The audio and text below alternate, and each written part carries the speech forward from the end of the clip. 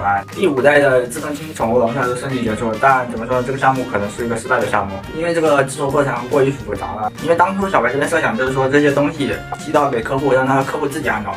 但是从安装情况来看的话，可能稍微有些复杂了，不一定每个客户他都有这个水平能装。其次就是一个成本问题，暂时没有办法把它做成一个很平价的一个产品。本期视频到这就结束了，感谢各位的观看。如果你有什么好的想法或建议，欢迎评论私信告诉我。你们的支持是灵感转化为现实的最大动力。